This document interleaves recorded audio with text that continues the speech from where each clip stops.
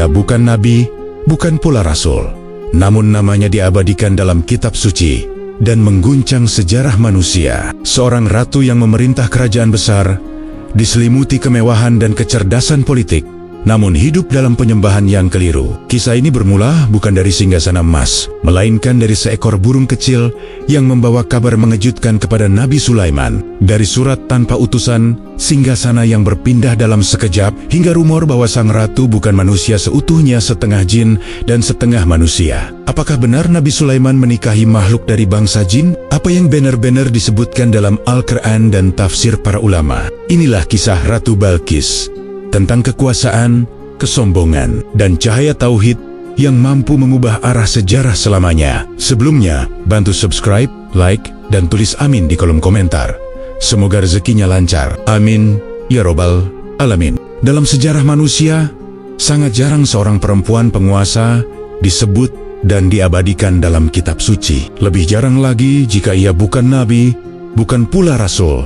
Namun kisahnya dijadikan pelajaran lintas zaman. Di antara kisah-kisah itu, terdapat satu nama yang selalu mengundang rasa ingin tahu dan perdebatan panjang. Ratu Balqis, penguasa negeri Saba. Sosok ini tidak disebut secara langsung namanya dalam Al-Quran. Namun, keberadaannya begitu nyata melalui rangkaian peristiwa yang diceritakan dengan penuh hikmah. Balqis digambarkan sebagai seorang pemimpin yang memiliki segalanya. Kerajaannya makmur, rakyatnya sejahtera, dan kekuasaannya membentang luas. Ia memerintah sebuah negeri yang dikenal dengan kekayaan alam, kecanggihan tata kota, serta sistem pemerintahan yang tertata rapi. Dalam banyak riwayat, singgasananya digambarkan megah, dihiasi emas dan permata, mencerminkan kemajuan peradaban yang telah mereka capai jauh sebelum banyak bangsa lain mengenalnya. Namun di balik kemegahan itu, terdapat satu fondasi yang rapuh. Negeri Saba, di bawah kepemimpinan Balqis, tidak menyembah Tuhan yang Maha Esa. Mereka bersujud kepada matahari, menjadikannya pusat ritual dan keyakinan. Matahari dipandang sebagai sumber kehidupan, kekuatan, dan penentu nasib. Keyakinan ini diwariskan turun-temurun, diterima tanpa pertanyaan, dan dipelihara sebagai bagian dari identitas kerajaan. Disinilah Al-Quran menghadirkan kisah ini bukan untuk mengagungkan kekuasaan dunia, melainkan untuk menunjukkan bahwa kemajuan materi tidak selalu sejalan dengan kebenaran spiritual. Sebuah negeri bisa tampak sempurna di mata manusia, namun rapuh di hadapan nilai tauhid.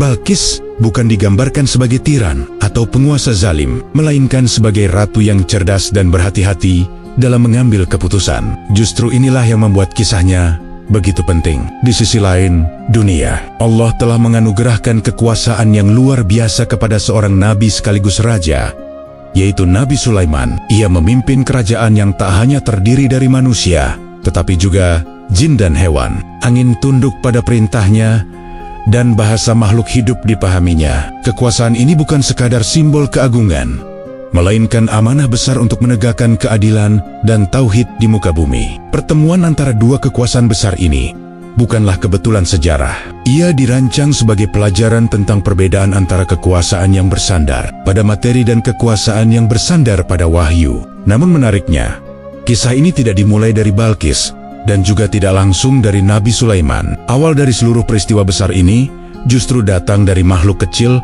yang sering dianggap remeh. Seekor burung hudhud menjadi pembuka tabir kisah ini. Ia bukan panglima perang, bukan pula utusan kerajaan manusia, namun melalui pengamatan dan kejujurannya, ia menjadi penghubung antara dua dunia yang berbeda. Dari sinilah rangkaian peristiwa besar mulai bergerak, membawa sebuah kerajaan menuju persimpangan sejarah yang menentukan. Pada tahap ini, Balqis masih duduk dengan tenang di atas singgasananya, belum menyadari bahwa keyakinan yang selama ini ia pertahankan akan segera diuji. Ia belum mengetahui bahwa kekuasaan yang lebih besar sedang mengamatinya, bukan untuk merampas kerajaan, melainkan untuk mengajak kepada kebenaran yang lebih tinggi. Dan semua itu akan dimulai dari sebuah laporan sederhana, dibawa oleh sayap kecil yang terbang melintasi jarak yang jauh. Negeri Saba dikenal sebagai salah satu peradaban paling maju pada masanya. Letaknya strategis di jalur perdagangan besar, menghubungkan wilayah Arab Selatan dengan Afrika. Dari negeri inilah rempah, emas, dan barang-barang berharga mengalir ke berbagai penjuru dunia. Kekayaan itu tidak datang secara tiba-tiba, melainkan dibangun melalui sistem pemerintahan yang rapi, disiplin, dan berjangka panjang. Ratu Balqis memimpin bukan dengan kekerasan, tetapi dengan kecerdasan dan perhitungan matang. Kota-kota di negeri Sabah ditata dengan teratur. Saluran air dibangun untuk mengairi ladang dan kebun. Bangunan istana berdiri kokoh sebagai pusat pemerintahan sekaligus simbol stabilitas. Rakyat hidup dalam keteraturan, hukum ditegakkan, dan para penasihat istana memiliki peran penting dalam setiap keputusan besar. Dalam pandangan banyak bangsa lain, Sabah adalah gambaran ideal sebuah kerajaan yang berhasil. Singgasana Ratu Balqis menjadi lambang kejayaan itu. Ia tidak hanya berfungsi sebagai tempat duduk seorang penguasa, tetapi sebagai simbol persatuan rakyat. Singgasana tersebut dibuat dengan detail yang rumit, dihiasi emas dan permata, mencerminkan kemakmuran negeri dan wibawa sang ratu. Setiap tamu asing yang datang akan segera memahami bahwa mereka sedang berhadapan dengan kekuasaan besar yang tidak bisa diremehkan. Namun di balik semua kemajuan itu, terdapat satu keyakinan yang menjadi pusat kehidupan spiritual mereka. Rakyat Sabah, termasuk sang ratu, menjadikan matahari sebagai objek penyembahan. Setiap hari mereka berkumpul, mengangkat tangan, dan bersujud kepada cahaya yang terbit dari ufuk timur. Bagi mereka, matahari adalah sumber kehidupan, penentu musim, dan simbol kekuatan tertinggi. Tradisi ini telah berlangsung lama, sehingga tidak lagi dipertanyakan. Dalam kisah yang disampaikan melalui Al-Quran, penyembahan ini disebut sebagai bentuk kesesatan yang dibuat tampak indah oleh setan. Mereka tidak menyadari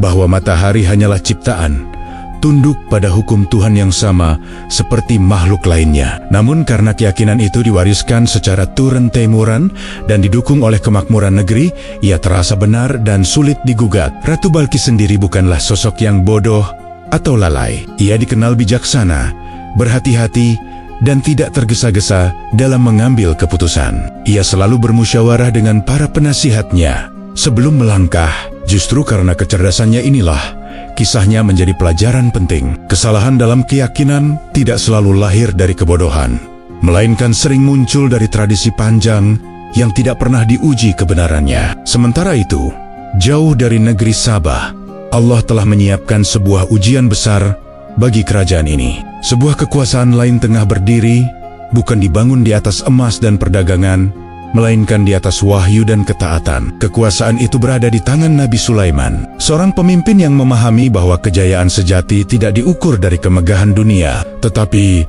dari ketaatan kepada Allah. Pertemuan antara dua kerajaan besar ini tidak akan terjadi melalui perang atau penaklukan biasa. Ia akan dimulai dengan sebuah pengamatan sederhana, dilakukan oleh makhluk kecil yang sering luput dari perhatian manusia. Di saat Ratu Balqis masih merasa aman dalam kemegahan negerinya, sebuah mata lain tengah mengamati dari kejauhan, mencatat setiap detail yang kelak akan mengguncang keyakinan sebuah bangsa. Kerajaan di ujung dunia itu belum menyadari bahwa keseimbangan yang mereka banggakan akan segera diuji. Dari langit, seekor burung kecil bersiap membawa kabar yang akan menghubungkan dua kekuasaan besar. Dan sejak saat itu, perjalanan menuju perubahan tak terelakkan pun dimulai. Di sisi lain dunia, berdirilah sebuah kerajaan yang tidak dibangun hanya dengan kekuatan manusia. Kerajaan ini dipimpin oleh seorang nabi yang Allah anugerahi kekuasaan luar biasa. Kekuasaan yang belum pernah dimiliki oleh siapapun sebelum atau sesudahnya. Dialah Nabi Sulaiman, seorang hamba pilihan yang memerintah bukan semata sebagai raja, tetapi sebagai pembawa amanah ilahi. Kekuasaan Nabi Sulaiman melampaui batas nalar manusia. Ia memimpin pasukan yang terdiri dari manusia, jin, dan berbagai jenis hewan. Setiap makhluk memiliki tugas dan peran masing-masing. Manusia berbaris dengan senjata dan kuda perang. Jin bekerja tanpa terlihat, membangun, menjaga, dan melaksanakan perinipari berat. Hewan-hewan tunduk dalam keteraturan yang menakjubkan, seolah memahami komando sang nabi tanpa ragu. Salah satu anugerah terbesar yang Allah berikan kepadanya adalah kemampuan memahami bahasa makhluk hidup. Burung, semut, dan hewan lainnya dapat menyampaikan maksud mereka, dan Nabi Sulaiman memahami pesan itu dengan jelas. Kekuasaan ini bukan untuk kesombongan, melainkan sebagai tanda kebesaran Allah dan ujian bagi sang nabi. Semakin besar kekuasaan, semakin besar pula tanggung jawab yang harus dipikul. Angin pun berada di bawah kendalinya. Dengan izin Allah, angin membawa Nabi Sulaiman ke tempat yang jauh. Dalam waktu singkat, ia dapat melakukan perjalanan panjang tanpa kelelahan menyatukan wilayah-wilayah yang luas di bawah kepemimpinannya. Kerajaannya menjadi pusat keadilan dan ketertiban, bukan karena rasa takut, tetapi karena kewibawaan yang lahir dari ketaatan kepada Allah. Dalam Al-Quran, kekuasaan Nabi Sulaiman digambarkan sebagai nikmat besar yang selalu ia syukuri. Setiap kali menyadari keistimewaan yang dimilikinya, ia justru merendahkan diri dan memohon agar tetap berada di jalan yang diridai Allah.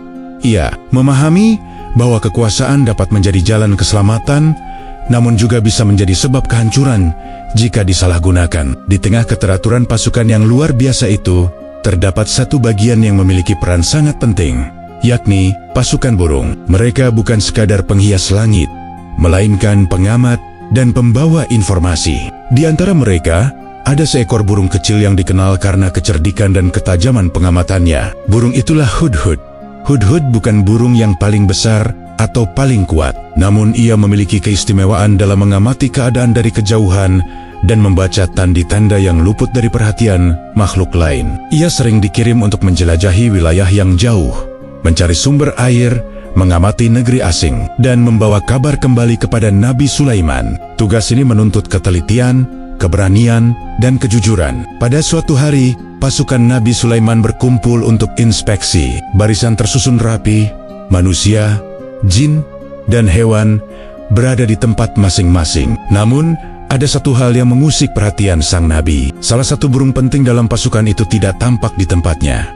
Hudhud tidak hadir. Ketidakhadiran ini bukan perkara sepele. Dalam pasukan yang begitu tertib, setiap makhluk memiliki posisi dan tanggung jawab. Ketika satu saja tidak hadir tanpa alasan, hal itu menandakan sesuatu yang tidak biasa. Nabi Sulaiman pun menyadari bahwa ada dua kemungkinan. Hudhud melakukan pelanggaran besar, atau ia membawa kabar yang sangat penting. Pada saat itu belum ada yang mengetahui bahwa burung kecil itu sedang menyaksikan sebuah peristiwa besar di negeri yang jauh. Sebuah negeri makmur yang dipimpin oleh seorang ratu, namun tenggelam dalam keyakinan yang keliru. Dari sinilah benang takdir mulai terhubung, mempertemukan kekuasaan wahyu dengan kekuasaan dunia melalui sayap kecil yang terbang membawa kebenaran. Ketidakhadiran Hudhud membuat suasana pasukan Nabi Sulaiman berubah tegang. Dalam barisan yang selalu tertib, satu kekosongan kecil terasa begitu mencolok. Nabi Sulaiman memperhatikan sekeliling dengan pandangan tajam. Ia memahami bahwa setiap makhluk di bawah kepemimpinannya tidak pernah bergerak tanpa alasan. Namun sebagai pemimpin yang adil, ia tidak tergesa-gesa menjatuhkan hukuman sebelum kebenaran diketahui. Dengan suara tegas namun terkendali, Nabi Sulaiman menyatakan bahwa Hudhud akan dimintai pertanggungjawaban atas ketidakhadirannya. Jika burung itu benar-benar lalai, hukuman berat menantinya. Namun jika ia membawa alasan yang kuat, maka kebenaran akan didengarkan. Sikap ini mencerminkan prinsip kepemimpinan yang berlandaskan keadilan, bukan emosi. Sementara itu, jauh dari barisan pasukan, Hudhud sedang berada di sebuah negeri yang belum pernah ia lihat sebelumnya. Setelah menempuh perjalanan panjang yang melelahkan, burung kecil itu merasakan dorongan kuat untuk berhenti dan mengamati. Dari atas pepohonan tinggi, terbentang pemandangan kota yang ramai dan tertata. Jalan-jalan dipenuhi manusia, bangunan berdiri megah, dan istana menjulang sebagai pusat kekuasaan. Hudhud mengamati dengan cermat. Ia melihat rakyat berkumpul di sebuah lapangan luas. Ada suasana khidmat yang terasa, seolah sebuah upacara besar akan segera dimulai. Burung kecil itu berpindah dari satu dahan ke dahan lain, berusaha memahami apa yang sedang terjadi. Naluri sebagai pengamat pasukan Nabi Sulaiman membuatnya waspada terhadap setiap detail. Tak lama kemudian, muncullah sosok yang dinanti oleh kerumunan itu. Seorang perempuan dengan wibawa tinggi melangkah menuju singgasananya. Dialah penguasa negeri tersebut, Ratu Balqis. Hudhud memperhatikan bagaimana rakyat menundukkan kepala penuh hormat. Namun, yang terjadi setelahnya membuat burung kecil itu terkejut. Sang ratu mengangkat tangan dan bersujud ke arah matahari, diikuti oleh seluruh rakyatnya. Pemandangan itu mengguncang hati Hudhud. Sebagai makhluk yang hidup di bawah kepemimpinan seorang nabi, ia mengenal tauhid dan ketaatan kepada Allah. Melihat manusia menyembah matahari, benda ciptaan yang tunduk pada hukum Tuhan, terasa sebagai penyimpangan besar. Dalam benaknya, Hudhud segera memahami bahwa apa yang ia saksikan bukan sekadar kebiasaan budaya, melainkan kesesatan keyakinan. Hudhud teringat ajaran yang ia dengar dari Nabi Sulaiman tentang keesaan Allah. Ia menyadari bahwa informasi ini tidak boleh disimpan. Ia harus segera disampaikan meskipun risikonya besar. Ketidakhadirannya dari pasukan kini memiliki alasan yang jelas. Ia sedang menyaksikan sebuah fakta penting yang berkaitan dengan iman dan kekuasaan. Tanpa menunda lebih lama, Hudhud memutuskan untuk kembali. Sayap kecilnya mengepak menembus jarak yang jauh, membawa kabar yang akan mengubah arah sejarah. Di sepanjang perjalanan, ia memikirkan bagaimana cara menyampaikan temuannya. Ia tahu bahwa apa yang akan ia laporkan bukan perkara sepele, melainkan urusan akidah sebuah bangsa. Sesampainya di barisan pasukan, Hudhud langsung menuju hadapan Nabi Sulaiman. Dengan penuh kerendahan hati, ia menyampaikan salam dan mengakui ketidakhadirannya. Lalu ia mengungkapkan apa yang telah ia lihat di negeri Sabah, tentang seorang ratu yang berkuasa, tentang kerajaan yang makmur, dan tentang rakyat yang bersujud kepada matahari, bukan kepada Allah. Laporan Hudhud selaras dengan peringatan yang disebutkan dalam Al-Quran, bahwa setan kerap menghiasi keburukan agar tampak indah di mata manusia. Nabi Sulaiman mendengarkan dengan saksama. Ia tidak langsung bereaksi, karena seorang nabi selalu memastikan kebenaran sebelum bertindak. Namun satu hal menjadi jelas, sebuah misi besar telah dimulai, dan semuanya bermula dari keberanian seekor burung kecil untuk menyampaikan kebenaran. Setelah mendengar laporan Hudhud, suasana di sekitar Nabi Sulaiman menjadi hening. Kata-kata burung kecil itu bukan sekadar kabar tentang sebuah negeri asing, melainkan peringatan tentang kesesatan yang telah mengakar kuat. Nabi Sulaiman memahami bahwa persoalan ini bukan urusan politik semata, tetapi menyangkut akidah dan tanggung jawab kenabian. Namun sebagai seorang nabi, ia tidak tergesa-gesa. Setiap langkah harus didasarkan pada kebenaran yang teruji. Hudhud kembali menceritakan apa yang ia lihat dengan lebih rinci. Ia menggambarkan bagaimana rakyat negeri Sabah berkumpul setiap hari untuk melakukan ritual sujud kepada matahari. Mereka menghadap cahaya yang terbit, mengangkat tangan, dan menundukkan kepala dengan penuh kepatuhan. Bagi mereka, matahari bukan sekadar benda langit, melainkan simbol kehidupan, kekuatan, dan keberlangsungan kerajaan. Tidak ada keraguan di wajah mereka, seolah penyembahan itu adalah kebenaran mutlak. Nabi Sulaiman merenung. Dalam Al-Quran disebutkan bahwa setan seringkali menghiasi perbuatan buruk agar tampak indah. Apa yang dilakukan kaum Sabah bukanlah penyembahan yang lahir dari kebencian atau pemberontakan, melainkan dari keyakinan yang diwariskan dan dibenarkan oleh tradisi. Inilah bentuk kesesatan yang paling sulit diubah, karena ia terasa benar dan menenangkan bagi pelakunya. Sementara itu di negeri Sabah, Ratu Balqis masih menjalani hari-harinya seperti biasa. Ia duduk di atas singgasananya, memimpin rapat, mendengarkan laporan para pejabat, dan memastikan stabilitas kerajaannya tetap terjaga. Ia adalah penguasa yang cermat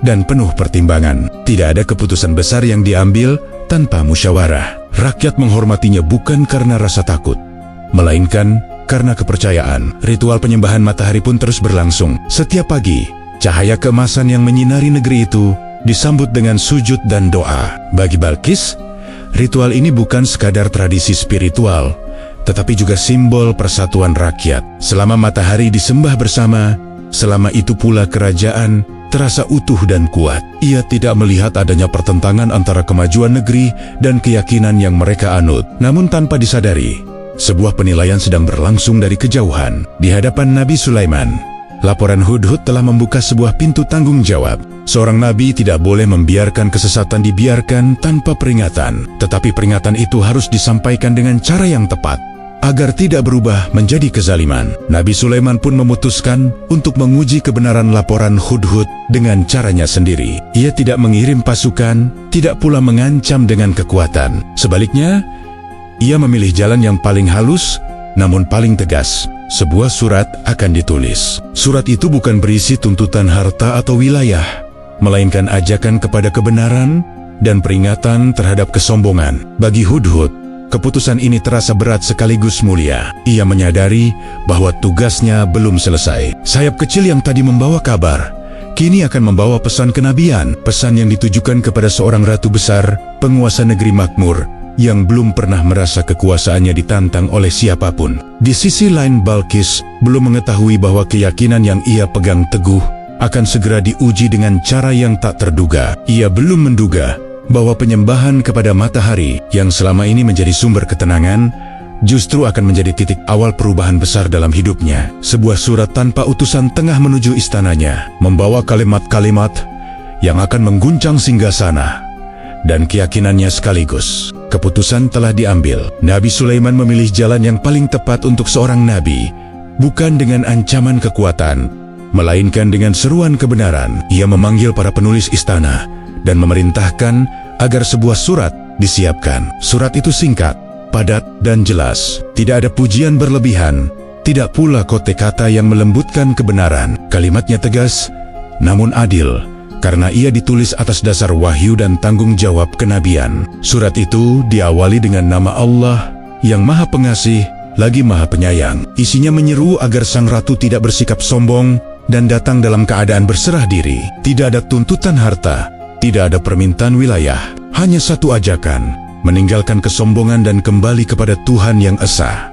Inilah inti dakwah yang selalu dibawa para nabi sejak awal sejarah manusia. Nabi Sulaiman kemudian memanggil Hud. Burung kecil itu berdiri dengan penuh hormat, menyadari betapa besar amanah yang kini berada di pundaknya. Ia menerima surat itu dengan hati berdebar. Tugas ini bukan sekadar mengantar pesan, melainkan menyampaikan seruan langit kepada penguasa bumi. Dengan izin Allah, Hud-Hud pun terbang, menembus jarak jauh menuju negeri Sabah.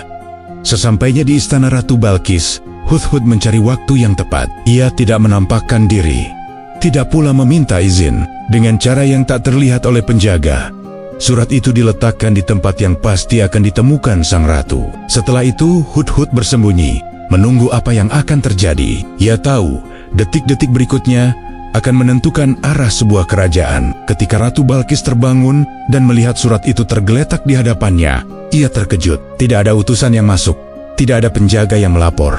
Surat itu seolah muncul begitu saja. Rasa waspada segera menyelimuti hatinya. Ia membaca isi surat itu dengan perlahan, mencermati setiap kata. Nama Allah, seruan untuk tidak sombong, dan ajakan untuk berserah diri terasa berbeda dari surat-surat diplomatik yang pernah ia terima. Balkis segera memanggil para penjaga dan penasihatnya. Ia ingin tahu bagaimana surat itu bisa sampai tanpa diketahui siapapun. Para penjaga bersumpah bahwa tidak ada seorang pun yang melewati mereka. Hal ini justru menambah kegelisahan sang ratu. Jika surat ini datang tanpa pengantar, maka pengirimnya bukanlah penguasa biasa. Dalam rapat darurat bersama para penasihat, Balkis membacakan isi surat itu dengan suara tenang. Ia tidak panik, tidak pula tersulut emosi. Sebagai pemimpin yang bijaksana, ia memahami bahwa setiap pesan harus ditimbang dengan akal sehat. Namun ia juga menyadari bahwa surat ini membawa kekuatan yang tidak kasat mata. Pengirimnya tidak meminta tunduk kepada dirinya, melainkan kepada Tuhan yang Maha Esa. Sebagian penasihat menilai surat itu sebagai ancaman tersembunyi. Mereka mengusulkan perlawanan dan menunjukkan kekuatan militer negeri Sabah. Namun Balkis tidak serta-merta setuju. Ia memahami bahwa raja yang menyerang biasanya menghancurkan negeri yang ditaklukkan. Ia tidak ingin rakyatnya menanggung akibat dari keputusan yang gegabah. Disinilah kebijaksanaan Balkis terlihat jelas. Ia memilih jalan tengah. Hadiah akan dikirim sebagai bentuk kehormatan, sekaligus untuk menguji niat pengirim surat. Apakah ia menginginkan harta atau memang membawa misi yang berbeda? Keputusan ini diambil dengan penuh perhitungan, tanpa menyadari bahwa semua langkahnya telah diketahui oleh Nabi Sulaiman melalui laporan Hud. Sementara itu, pesan dalam surat tersebut sejalan dengan peringatan yang disebutkan dalam Al-Quran bahwa kesombongan adalah penghalang terbesar manusia untuk menerima kebenaran. Tanpa disadari Balkis, surat itu bukan hanya menggetarkan singgasananya, tetapi juga mulai menggoyahkan keyakinan lama yang selama ini ia anggap tak tergoyahkan. Rapat darurat segera digelar di istana negeri Sabah.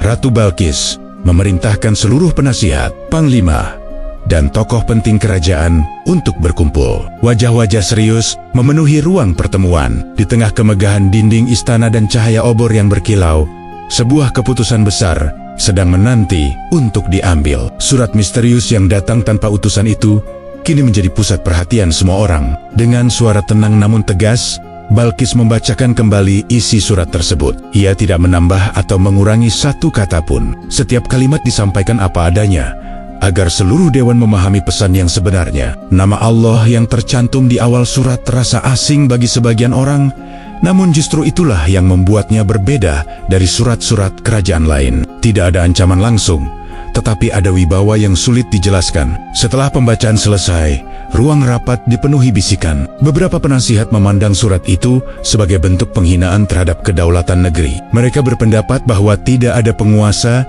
yang berhak memerintahkan Ratu Saba untuk datang dan berserah diri. Usulan pun bermunculan agar kerajaan menyiapkan pasukan dan menunjukkan kekuatan militer mereka. Negeri Sabah dikenal memiliki tentara yang terlatih dan persenjataan yang memadai. Namun tidak semua setuju dengan langkah konfrontasi. Seorang penasihat yang lebih tua angkat bicara. Ia mengingatkan bahwa cara datangnya surat itu sendiri sudah menjadi pertanda. Jika pengirimnya mampu menyampaikan pesan tanpa diketahui siapapun, maka kekuatannya tidak bisa dinilai dengan ukuran biasa. Ia menyarankan agar ratu tidak tergesa-gesa mengambil jalan peperangan sebelum memahami niat sebenarnya dari pengirim surat. Balkis mendengarkan setiap pendapat dengan penuh perhatian. Ia tidak memotong pembicaraan, tidak pula menunjukkan keberpihakan. Sikapnya mencerminkan seorang pemimpin yang menghargai musyawarah. Setelah semua pendapat disampaikan, ia berbicara dengan nada yang lebih dalam. Ia mengingatkan bahwa roja-roja yang datang dengan perang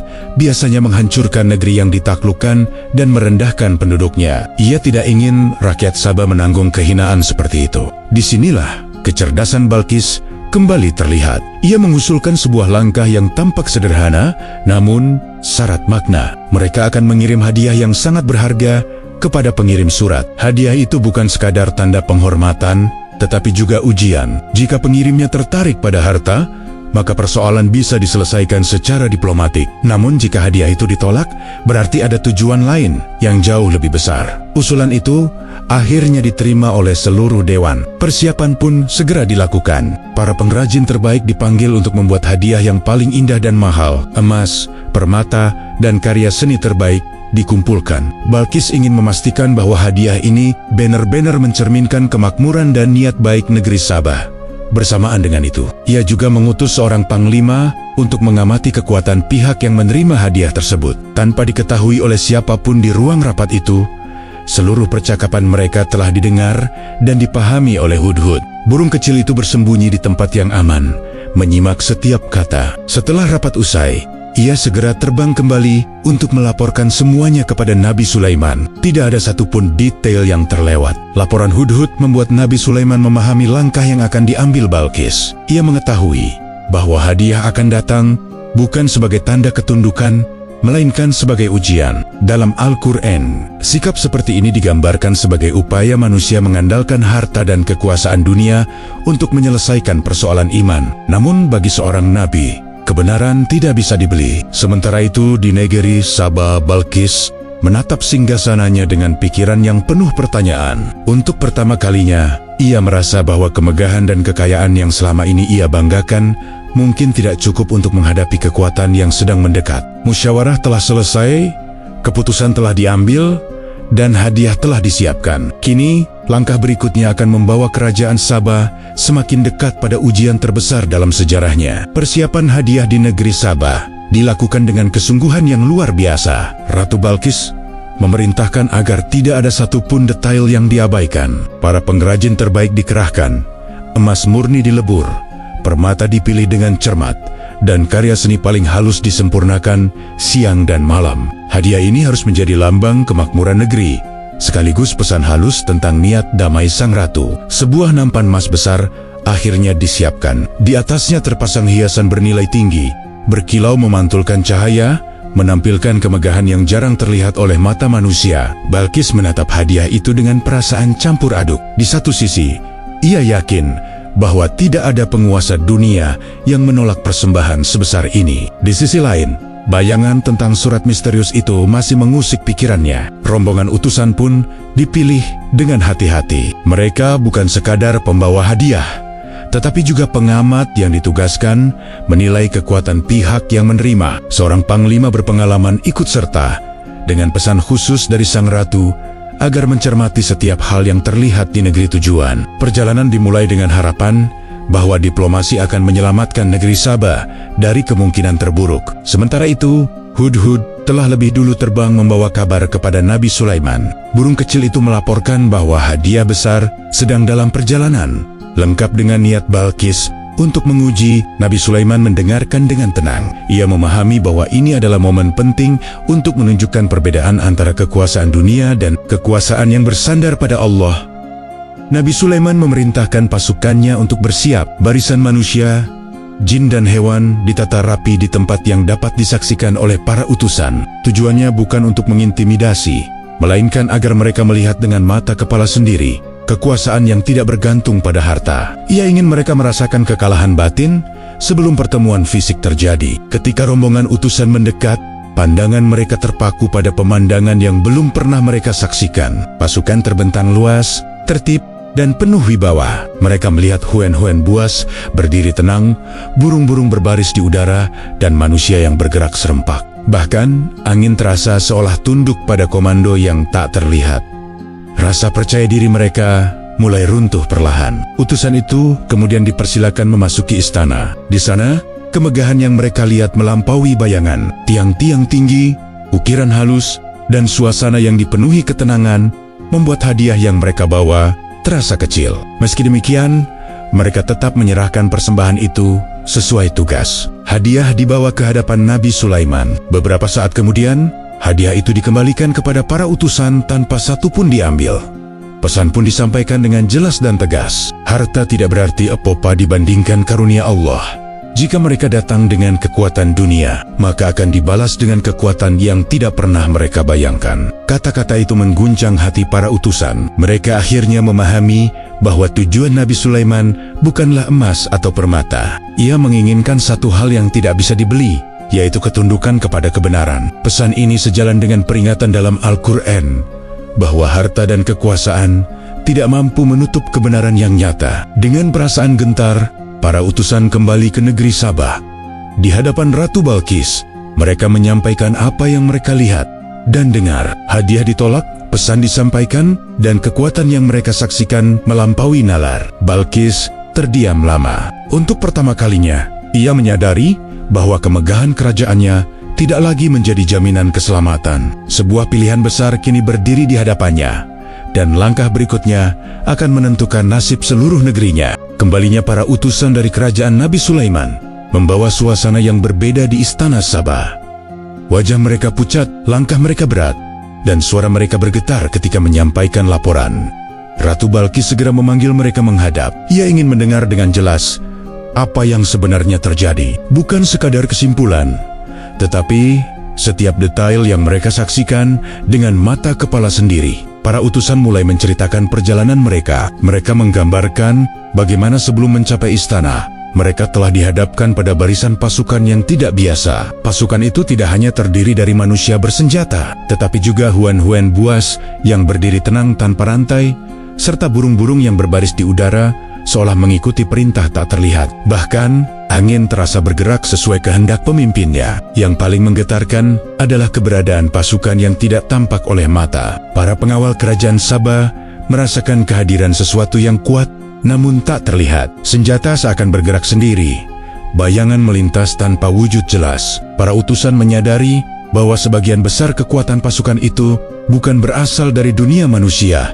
Rasa gentar pun menyelimuti hati mereka sejak saat itu. Ketika mereka memasuki istana Nabi Sulaiman, perasaan kecil dan tak berdaya semakin kuat. Kemegahan bangunan, ketertiban pasukan, dan ketenangan suasana membuat mereka menyadari bahwa kekuasaan ini tidak dibangun dengan cara biasa. Hadiah yang mereka bawa, yang sebelumnya terasa begitu megah di negeri Sabah, kini tampak tak berarti di hadapan kekuasaan yang mereka saksikan. Mereka juga menyampaikan pesan penolakan hadiah itu. Nabi Sulaiman tidak keluar menemui mereka secara langsung, namun melalui perwiranya disampaikan bahwa apa yang Allah berikan kepadanya jauh lebih besar daripada harta dunia manapun. Jika tujuan mereka adalah memikat dengan kekayaan, maka mereka telah keliru. Pesan itu bukan ancaman kosong, melainkan pernyataan keyakinan yang tak tergoyahkan. Ratu Balqis mendengarkan dengan penuh perhatian. Setiap kata yang disampaikan para utusan terasa menekan batinnya. Ia mulai menyadari bahwa penguasa yang ia hadapi bukanlah raja biasa yang bisa dihadapi dengan diplomasi harta atau kekuatan militer semata. Sosok Nabi Sulaiman memimpin dengan kekuatan yang bersumber dari sesuatu yang lebih tinggi dari dunia. Dalam perenungannya, Balqis memahami satu hal penting. Pasukan yang tak terlihat itu bukan sekadar kekuatan fisik, melainkan simbol kekuasaan yang berada di luar jangkauan manusia biasa. Jika ia memilih jalan peperangan, maka bukan hanya tentara yang akan binasa, tetapi juga rakyat dan peradaban yang telah ia bangun dengan susah payah. Balqis kemudian kembali mengumpulkan para penasihatnya. Kali ini, nada pembicaraan berubah. Kepercayaan diri yang sebelumnya terasa kuat kini digantikan oleh kehotehan yang mendalam. Mereka mulai membicarakan kemungkinan terburuk jika memilih perlawanan. Gambaran pasukan yang terdiri dari makhluk terlihat dan tak terlihat membuat sebagian besar dari mereka terdiam. Dalam keheningan itu, Balqis merenungkan pesan yang dibawa dalam surat pertama. Ajakan untuk berserah diri bukanlah seruan untuk merendahkan diri di hadapan manusia, melainkan panggilan untuk tunduk kepada Tuhan Yang Maha Esa. Ia mulai melihat bahwa kekuasaan Nabi Sulaiman tidak bertujuan menghancurkan, tetapi mengarahkan. Kisah ini, sebagaimana disampaikan dalam Al-Quran, menunjukkan bahwa kekuatan sejati tidak selalu tampak oleh mata. Ada pasukan yang terlihat, dan ada pasukan yang tidak terlihat. Ada kekuasaan yang dibangun dengan senjata, dan ada yang dibangun dengan iman. Pada titik ini, Ratu Balqis berdiri di antara dua pilihan besar, melanjutkan kesombongan dengan risiko kehancuran, atau melangkah menuju kebenaran yang belum sepenuhnya ia pahami. Keputusan berikutnya akan membawa kisah ini menuju titik yang semakin menentukan. Di istana Nabi Sulaiman, suasana rapat berlangsung dengan khidmat. Para menteri, panglima, dan pembesar kerajaan berkumpul, sementara burung hut-hut bersiap menyampaikan laporan terakhir. Kabar dari negeri Sabah telah jelas, hadiah ditolak, pesan disampaikan, dan sang ratu kini berada di persimpangan keputusan. Pada saat inilah, Nabi Sulaiman memandang jauh ke depan, bukan untuk menaklukkan, melainkan untuk menunjukkan kebenaran dengan cara yang paling jelas. Nabi Sulaiman membuka pembicaraan dengan pujian kepada Allah.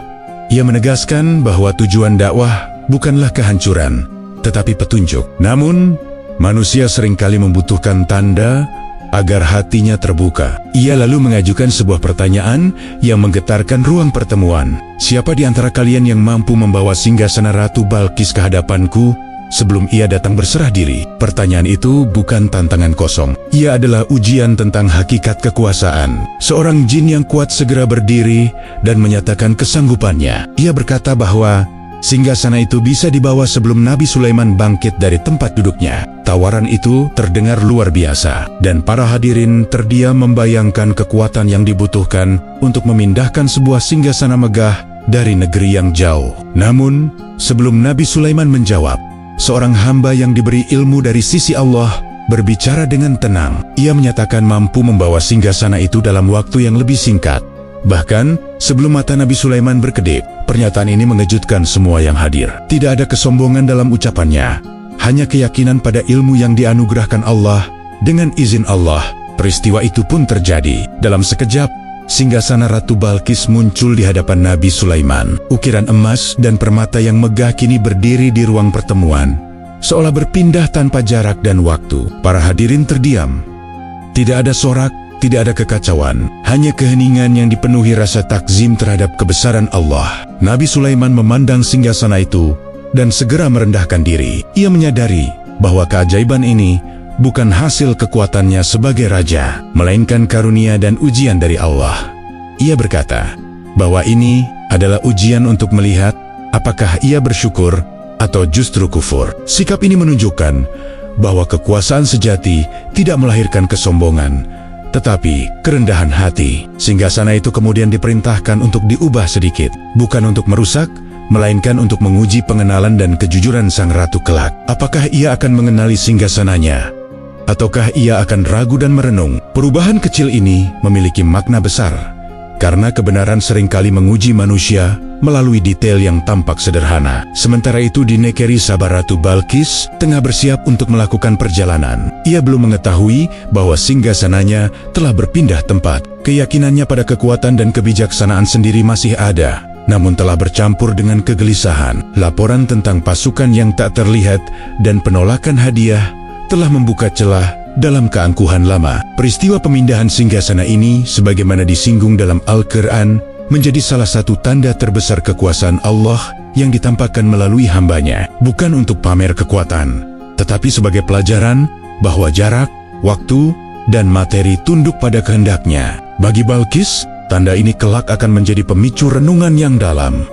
Kini segalanya telah disiapkan, singgasana berada di tempatnya, istana disusun dengan hikmah, dan ujian batin telah menanti. Ratu Balqis sedang dalam perjalanan menuju sebuah pertemuan yang akan mengubah pandangan hidupnya. Tanpa peperangan, tanpa paksaan, sebuah keajaiban telah mendahului langkahnya, menanti untuk berbicara lebih lantang daripada kata-kata manusia. Setelah singgasana Ratu Balqis berada di hadapannya, Nabi Sulaiman tidak berhenti pada keajaiban itu saja. Ia memahami bahwa hati manusia seringkali memerlukan pengalaman langsung untuk membuka tabir kesombongan. Maka ia memerintahkan pembangunan sebuah istana yang belum pernah disaksikan siapapun sebelumnya. Bukan untuk memamerkan kemewahan, melainkan untuk menyampaikan hikmah melalui pengalaman yang menyentuh batin. Para arsitek terbaik dipanggil, dan bangsa jin yang tunduk pada perintah ikut bekerja. Nabi Sulaiman menginginkan sebuah bangunan yang berdiri di atas air, seolah mengapung tanpa penyangga. Lantainya harus bening, sehingga siapapun yang melangkah di atasnya akan melihat air mengalir di bawah kaki. Dinding dan atap dirancang memantulkan cahaya, menciptakan kesan luas, bersih, dan menenangkan. Pembangunan itu berlangsung cepat, melampaui batas kemampuan manusia biasa. Dalam waktu singkat, berdirilah sebuah istana yang memantulkan cahaya seperti permadani kaca. Air di bawahnya jernih, memperlihatkan ikan yang berenang tenang. Cahaya matahari menari di permukaan, menciptakan ilusi yang membuat batas antara darat dan air menjadi samar. Nabi Sulaiman menatap bangunan itu dengan penuh perenungan. Ia tidak mengagungkan hasil kerja tersebut, melainkan menjadikannya sarana untuk menyampaikan kebenaran. Dalam Al-Quran, manusia sering diingatkan bahwa dunia dapat menipu pandangan. Apa yang tampak kuat dan nyata seringkali hanyalah ujian bagi hati yang belum tunduk. Sementara itu, Ratu Balqis semakin mendekati negeri Nabi Sulaiman. Perjalanan panjang memberinya waktu untuk merenung. Setiap laporan yang ia terima tentang keajaiban kerajaan tujuan semakin melemahkan keyakinan lamanya. Ketika ia memasuki wilayah kekuasaan Nabi Sulaiman, sambutan yang ia lihat bukan ancaman, melainkan ketertiban dan ketenangan yang sulit dijelaskan. Ia dibawa menuju istana yang dibangun di atas air itu. Dari kehauan bangunan tersebut tampak seperti berdiri di atas kolam luas. Permukaannya berkilau, memantulkan langit dan cahaya. Balqis berhenti sejenak, menatap dengan heran. Ia belum pernah melihat arsitektur seperti ini. Keindahannya berbeda dari kemegahan istana yang ia kenal. Ketika ia melangkah mendekat ke pintu masuk, ia mengira lantai di hadapannya adalah air. Dengan naluri seorang ratu yang menjaga kehormatan, ia mengangkat ujung pakaiannya agar tidak basah. Saat itulah ia menyadari bahwa yang ia pijak bukan air, melainkan lantai kaca yang bening. Kejadian sederhana ini mengguncang batinnya. Apa yang tampak di mata ternyata tidak selalu seperti yang disangka. Nabi Sulaiman menyambutnya dengan ketenangan. Ia tidak mengejek, tidak pula mempermalukan. Peristiwa itu dibiarkan berbicara dengan sendirinya. Balqis merasakan pergeseran dalam hatinya. Kepercayaan pada apa yang ia lihat dan yakini selama ini mulai goyah. Jika lantai bisa menipu pandangan, bagaimana dengan keyakinan yang ia warisi tanpa pernah mengujinya? Dalam keheningan istana, Balqis menyadari bahwa keindahan dan kecanggihan bukanlah tujuan utama. Semua itu hanyalah sarana untuk menunjukkan betapa terbatasnya persepsi manusia. Kekuasaan Nabi Sulaiman tidak memaksa, tidak mengancam. Ia justru membuka ruang bagi kesadaran untuk tumbuh dari dalam. Peristiwa istana di atas air ini menjadi ujian batin yang halus namun dalam. Tanpa satu kata pun tentang peperangan, tanpa tekanan untuk tunduk, sebuah pengalaman telah mengajarkan pelajaran besar. Balqis kini berdiri di ambang perubahan. Keyakinan lama mulai runtuh, digantikan oleh pertanyaan-pertanyaan jujur tentang kebenaran yang selama ini ia abaikan. Di hadapannya bukan hanya seorang raja, tetapi seorang nabi yang mengajak dengan hikmah. Peristiwa di Istana Kaca meninggalkan kesan yang mendalam bagi Ratu Balqis. Ia telah menyaksikan bagaimana pandangan mata bisa keliru dan bagaimana kebijaksanaan dapat disampaikan tanpa paksaan. Namun di balik ketenangan itu tersimpan sebuah bisik-bisik lama yang selama ini beredar di kalangan tertentu. Bisik-bisik tentang asal-usul sang ratu, tentang dugaan bahwa dirinya bukan manusia sepenuhnya. Dalam beberapa riwayat yang berkembang di masyarakat, disebutkan bahwa Balqis memiliki garis keturunan yang tidak biasa. Ada yang mengatakan bahwa salah satu orang tuanya berasal dari bangsa jin. Cerita ini beredar dari mulut ke mulut, diperkuat oleh kisah-kisah rakyat yang gemar membungkus keagungan dengan unsur misteri. Bagi sebagian orang, rumor ini menjelaskan kecerdasan dan kewibawaan Balqis. Bagi yang lain, ia menjadi alat untuk menimbulkan keraguan. Nabi Sulaiman memahami benar bagaimana rumor semacam ini bekerja. Sebagai nabi yang diberi kekuasaan atas bangsa jin, ia mengetahui tabiat mereka. Jin dikenal pandai membisikkan kabar yang memecah belah, mencampur adukan kebenaran dengan kebohongan. Tuduhan tentang asal-usul Balqis bisa jadi bukan untuk menjelaskan kenyataan, melainkan untuk menanamkan kebingungan dan ketakutan. Dalam beberapa penjelasan tafsir, disebutkan bahwa rumor ini sengaja ditiupkan oleh bangsa jin. Mereka khawatir jika Balqis menikah dengan Nabi Sulaiman dan memiliki keturunan, maka kekuasaan kenabian akan berlanjut. Artinya, bangsa jin akan terus berada di bawah kendali seorang pemimpin yang adil dan tegas. Ketakutan inilah yang mendorong mereka menyebarkan cerita tentang darah jin pada diri Balqis. Untuk memastikan kebenaran, Nabi Sulaiman tidak menggunakan kekerasan atau interogasi. Ia memilih cara yang halus, penuh hikmah, dan tidak mempermalukan. Istana kaca yang telah dibangun bukan hanya untuk menunjukkan keindahan, tetapi juga untuk menguji kabar tersebut secara diam-diam. Ketika Balqis mengangkat pakaiannya karena mengira lantai itu air, terlihatlah bahwa kakinya adalah kaki manusia biasa. Tidak ada tanda-tanda yang selama ini dikaitkan dengan bangsa jin. Pengamatan ini mengakhiri keraguan. Tuduhan itu tidak berdasar. Balqis adalah manusia sepenuhnya, dengan segala kelebihan dan keterbatasannya. Nabi Sulaiman pun bersyukur karena kebenaran telah tampak tanpa harus diucapkan. Ia tidak menyinggung isu tersebut di hadapan Balqis. Baginya, menjaga kehormatan seseorang adalah bagian dari akhlak kenabian. Kisah ini mengajarkan bahwa tidak semua cerita yang beredar layak dipercaya. Banyak legenda tumbuh dari ketidaktahuan dan ketakutan. Dalam Al-Quran, manusia diingatkan agar memeriksa kebenaran kabar sebelum menerimanya. Tuduhan tanpa dasar bukan hanya menyesatkan, tetapi juga dapat menutup jalan seseorang menuju kebenaran. Bagi Balqis, meski ia tidak mengetahui detail tuduhan tersebut, ia merasakan perubahan besar dalam dirinya. Ia menyadari bahwa selama ini ia memimpin dengan akal dan kebijaksanaan, namun belum pernah benar-benar menguji dasar keyakinannya. Kini, di hadapan seorang nabi yang mengajak dengan hikmah,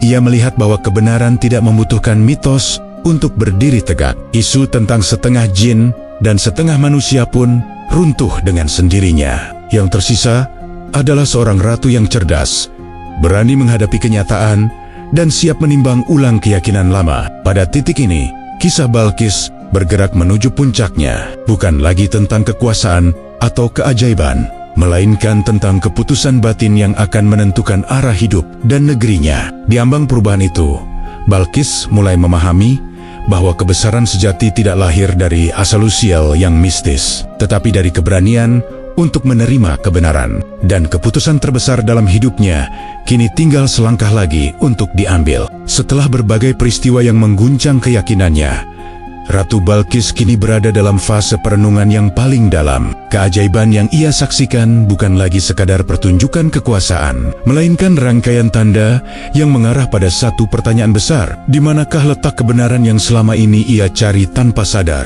Pada titik inilah, kisah Balqis memasuki wilayah yang lebih tenang, namun jauh lebih menentukan. Dalam penjelasan para ulama, kisah Balqis tidak dimaksudkan sebagai cerita tentang mitos atau keanehan semata. Ia justru dihadirkan sebagai contoh manusia yang diberi akal, kekuasaan, dan kebebasan memilih. Dalam Al-Quran, Allah tidak menyebutkan namanya secara langsung. Hal ini dipahami oleh para mufasir sebagai isyarat bahwa yang terpenting bukan identitas personal, melainkan sikap dan pilihan hidupnya. Tafsir para ulama juga menegaskan bahwa tuduhan tentang Balqis sebagai keturunan jin tidak memiliki dasar kuat dalam nas Al-Quran. Riwayat-riwayat tersebut lebih banyak bersumber dari kisah Israeliat dan cerita rakyat yang berkembang di luar sumber utama. Islam, para ulama sepakat bahwa Al-Quran tidak pernah menyatakan Balqis sebagai makhluk campuran, apalagi menegaskan seri-seri fisik yang tidak manusiawi. Sebaliknya, Al-Quran justru menampilkan Balqis sebagai pemimpin yang rasional dan bijaksana. Ia bermusyawarah, mempertimbangkan risiko perang, dan memilih jalan diplomasi sebelum konfrontasi. Sikap ini menunjukkan kematangan berpikir dan kecerdasan emosional yang tinggi. Para ulama melihatnya sebagai teladan kepemimpinan yang patut dicontoh. Meski ia belum berada di atas jalan tauhid pada awal kisahnya, para mufasir juga menjelaskan bahwa isu darah jin sengaja dibiarkan berkembang. Dalam sebagian cerita untuk menunjukkan perbedaan antara wahyu dan legenda, wahyu menyampaikan fakta yang mendidik, sementara legenda sering menambahkan unsur sensasional. Dengan memahami perbedaan ini, pembaca diajak untuk membedakan antara kebenaran yang bersumber dari Allah dan cerita yang lahir dari imajinasi manusia. Dalam konteks ini, sikap Nabi Sulaiman menjadi sangat penting. Ia tidak pernah menyinggung rumor tersebut secara terbuka, tidak pula menjadikannya bahan tuduhan. Ia memilih diam dan membiarkan fakta berbicara melalui peristiwa. Inilah akhlak seorang nabi, menjaga kehormatan manusia, sekaligus menyingkap kebenaran tanpa menyakiti. Para ulama juga menyoroti bahwa tujuan utama kisah ini adalah menunjukkan bagaimana hidayah bekerja. Hidayah tidak datang melalui paksaan atau ketakutan, melainkan melalui tanda-tanda yang menyentuh akal dan hati. Balqis tidak dipaksa untuk beriman. Ia dibiarkan menyaksikan, berpikir, dan menyimpulkan sendiri. Proses inilah yang membuat keimanannya kelak menjadi tulus. Bagi Balqis, semua tafsir dan penjelasan ini mungkin tidak ia dengar secara langsung, namun ia merasakannya dalam bentuk pengalaman nyata. Ia melihat bahwa kekuasaan Nabi Sulaiman tidak menjatuhkan, melainkan mengangkat martabat manusia. Ia juga menyadari bahwa kebesaran Allah tidak meniadakan akal, justru mengajaknya bekerja dengan jujur. Di tahap ini, Balqis telah melewati fase ketakutan dan kebingungan. Ia tidak lagi sibuk mempertahankan kehormatan kerajaan atau membuktikan kekuatan diri. Yang tersisa adalah pencarian makna. Ia mulai memahami bahwa selama ini ia menyembah ciptaan, bukan sang pencipta. Kesadaran ini tumbuh perlahan, tanpa tekanan, namun tak terbendung. Ini menandai pergeseran besar dalam kisah Balqis. Dari sosok ratu yang mempertahankan tradisi, ia kini menjadi seorang pencari kebenaran. Fakta dan tafsir telah memperjelas jalannya. Tinggal satu langkah lagi yang harus ia ambil. Langkah yang tidak hanya mengubah keyakinan pribadi, tetapi juga arah sejarah negerinya. Setelah memahami bahwa kisah-kisah lama tentang dirinya hanyalah legenda tanpa dasar wahyu, Ratu Balqis merasakan perubahan besar di dalam batinnya. Keangkuhan yang selama ini tersembunyi di balik kebijaksanaan dan kemakmuran perlahan runtuh. Ia tidak lagi memandang kekuasaannya sebagai puncak segalanya. Justru untuk pertama kalinya, ia melihat betapa kecilnya manusia di hadapan kebenaran yang datang dari Allah. Di hadapan Nabi Sulaiman, Balqis menyaksikan bentuk kepemimpinan yang berbeda dari apapun yang pernah ia kenal. Tidak ada pamer kekuatan, tidak ada tuntutan tunduk kepada pribadi seorang raja. Semua yang ditampilkan mengarah pada satu tujuan, yaitu memperkenalkan keesaan Allah dan membebaskan manusia dari penyembahan kepada makhluk. Sikap ini membuat Balqis merenung lebih dalam daripada ancaman perang manapun. Ia teringat kembali pada ritual-ritual kaumnya. Sujud kepada matahari yang selama ini ia pimpin dengan penuh keyakinan, kini tampak rapuh di hadapan logika dan hikmah. Matahari yang setiap hari terbit dan tenggelam ternyata tunduk pada hukum yang tetap. Ia tidak memilih jalannya sendiri, tidak memiliki kehendak, dan tidak pantas disembah. Kesadaran ini menusuk hati Balqis. Dengan lembut namun pasti, Balqis menyadari bahwa kemajuan negerinya telah membuatnya terlena. Kekayaan, teknologi, dan stabilitas politik menciptakan ilusi kebenaran. Selama negeri makmur dan rakyat sejahtera, ia merasa yakin bahwa jalan yang ditempuh adalah benar. Namun kini ia memahami bahwa kebenaran tidak diukur dari keberhasilan duniawi semata. Ada ukuran lain yang lebih tinggi dan lebih abadi. Dalam pertemuan-pertemuan berikutnya, Balqis semakin banyak mendengarkan penjelasan Nabi Sulaiman tentang hakikat penciptaan. Ia mendengar bahwa matahari, bulan, dan bintang hanyalah tanda-tanda kebesaran Allah, bukan Tuhan yang layak disembah. Semua makhluk, dari yang terbesar hingga yang terkecil, diciptakan untuk tunduk dan melayani kehendaknya. Penjelasan ini terasa sederhana, namun membuka simpul kebingungan yang selama ini ia simpan. Keangkuhan yang runtuh itu tidak melahirkan kehinaan, justru menghadirkan ketenangan. Balkis merasakan beban besar yang selama ini ia pikul mulai terangkat. Ia tidak lagi harus mempertahankan sistem kepercayaan yang rapuh. Ia tidak lagi terikat pada tradisi yang menutup pintu pertanyaan. Kini, ia berdiri sebagai manusia yang bebas untuk memilih dengan kesadaran penuh.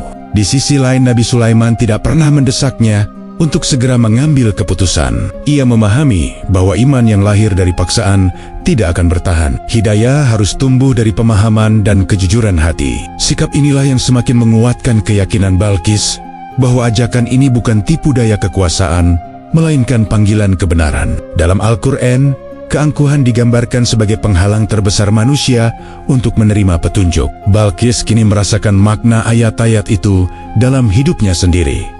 Saat keangkuhan runtuh, pintu hidayah terbuka lebar. Ia mulai melihat dunia dengan sudut pandang baru, lebih jernih dan lebih rendah hati.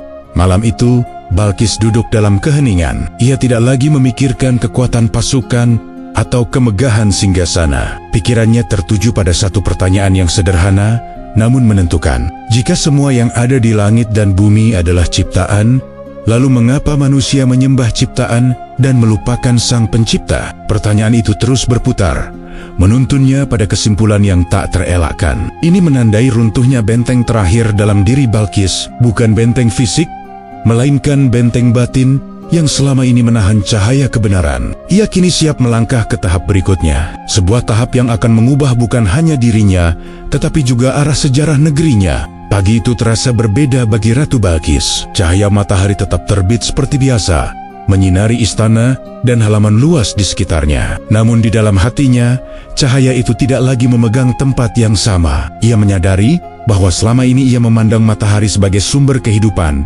padahal kini ia melihatnya sebagai tanda dari sesuatu yang jauh lebih agung. Kesadaran itu datang tanpa paksaan, tumbuh dari rangkaian peristiwa yang ia alami sendiri. Balkis kembali mengingat perjalanan batinnya, dari surat yang datang tanpa utusan, hadiah yang ditolak, pasukan yang tak terlihat, hingga istana kaca yang menggugurkan keangkuhan. Semua itu tidak berdiri sendiri. Setiap peristiwa seakan saling menyambung, membentuk jalan yang menuntunnya pada satu kesimpulan, bahwa kekuasaan dunia tidak mampu menjelaskan makna hidup, dan bahwa kebenaran tidak membutuhkan kemegahan untuk diakui. Di hadapan Nabi Sulaiman, Balkis merasakan ketenangan yang belum pernah ia rasakan sebelumnya. Ia tidak diperlakukan sebagai ratu yang harus ditundukkan, melainkan sebagai manusia yang dihormati akalnya. Penjelasan tentang Allah disampaikan dengan bahasa yang jernih, tentang Tuhan yang Maha Esa, pencipta langit dan bumi, yang menciptakan matahari bukan untuk disembah,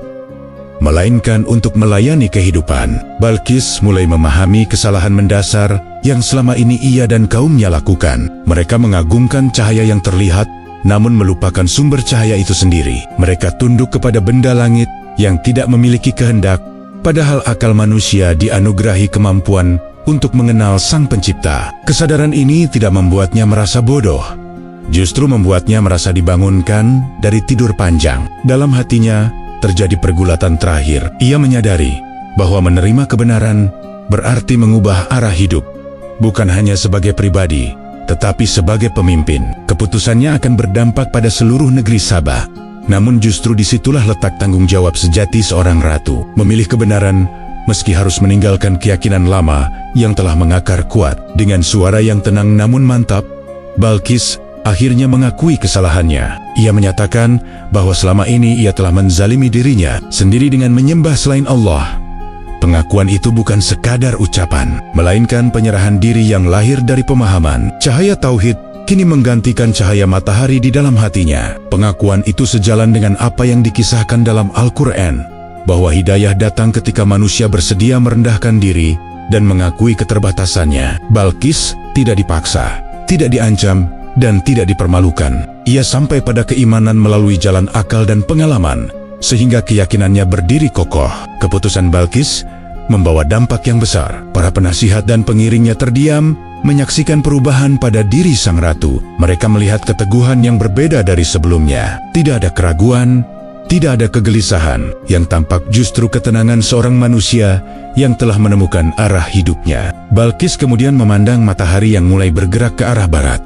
Ia tidak lagi merasa perlu bersujud kepadanya. Baginya, Matahari kini hanyalah ciptaan yang menjalankan tugasnya, sama seperti manusia yang seharusnya menjalankan tugas sebagai hamba. Cahaya yang ia cari selama ini bukan lagi di langit, tetapi di dalam keyakinan kepada Allah yang Maha Esa.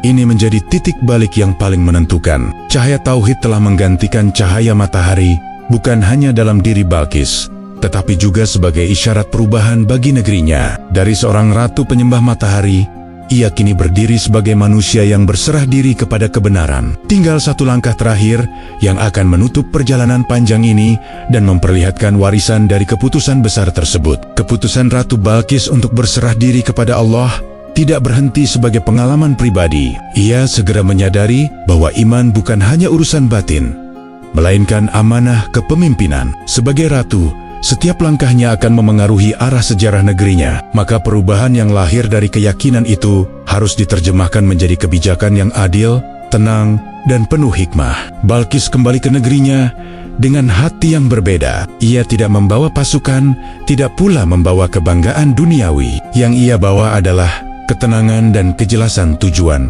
Di hadapan para penasihat dan rakyatnya, ia berbicara dengan kejujuran yang belum pernah mereka dengar sebelumnya. Ia menjelaskan bahwa selama ini mereka menyembah ciptaan, bukan Sang Pencipta. Bahwa kemakmuran yang mereka nikmati bukanlah bukti kebenaran keyakinan, melainkan ujian yang selama ini tidak mereka sadari. Sebagian terkejut, sebagian ragu, dan sebagian lagi merasa takut. Perubahan keyakinan seringkali menimbulkan kegelisahan, terutama ketika tradisi lama telah mengakar kuat. Namun, Balqis tidak memaksa. Ia meneladani cara dakwah yang ia saksikan dari Nabi Sulaiman menyampaikan kebenaran dengan akal, kesabaran, dan keteladanan. Ia membuka ruang dialog, mengajak berpikir, dan menunjukkan bahwa keesaan Allah tidak menghapus kemanusiaan, justru memuliakannya. Perlahan, perubahan itu menyebar. Rakyat yang selama ini mengikuti ritual penyembahan matahari mulai mempertanyakan maknanya. Mereka melihat ketenangan pada diri sang ratu, keadilan dalam kebijakannya, dan konsistensi antara ucapan dan perbuatan. Tanpa paksaan, banyak yang memilih mengikuti jalan yang sama. Negeri Sabah pun memasuki fase baru, bukan dengan kehancuran, melainkan dengan pembaruan. Kisah ini menunjukkan bahwa perubahan terbesar tidak selalu lahir dari peperangan. Ia bisa bermula dari kesadaran, dari keberanian untuk mengakui kesalahan, dan dari kesediaan untuk belajar. Semua rangkaian peristiwa surat tanpa utusan, hadiah yang ditolak, pasukan yang tak terlihat, singgasana yang berpindah, dan istana di atas air bermuara pada satu pelajaran. Kebenaran memiliki cara sendiri untuk sampai ke hati manusia. Dalam Al-Quran, kisah Balqis diabadikan bukan untuk mengangkat nama seorang ratu, melainkan untuk menegaskan prinsip bahwa akal yang jujur akan menemukan jalannya, bahwa kekuasaan sejati tidak menindas, melainkan membimbing, dan bahwa hidayah datang kepada siapapun yang bersedia merendahkan diri di hadapan kebenaran. Warisan Balqis bukanlah kemegahan singgasana atau luasnya wilayah. Warisannya adalah keberanian untuk berubah, keberanian untuk meninggalkan keyakinan lama yang keliru, meski seluruh dunia pernah membenarkannya, keberanian untuk memilih kebenaran meski risikonya besar. Inilah warisan yang melampaui zaman, relevan bagi siapapun yang memimpin, dan bermakna bagi siapapun yang mencari. Semua itu bermula dari sesuatu yang kecil dan sering diremehkan. Seekor burung hudhud yang menjalankan tugasnya dengan jujur. Dari pengamatan sederhana, lahir rangkaian peristiwa yang mengubah arah sebuah peradaban. Kisah ini mengingatkan bahwa kebenaran tidak selalu datang dengan suara keras. Terkadang ia terbang pelan, membawa kabar yang jika didengar dengan hati terbuka, mampu mengubah segalanya. Dengan demikian, perjalanan Ratu Balqis mencapai penutupnya, bukan sebagai akhir yang sunyi, melainkan sebagai awal yang penuh makna. Sebuah kisah tentang kekuasaan yang tunduk pada kebenaran, tentang akal yang berpihak pada iman, dan tentang cahaya yang tidak lagi dicari di langit, tetapi ditemukan dalam penghambaan kepada Allah yang Maha Esa.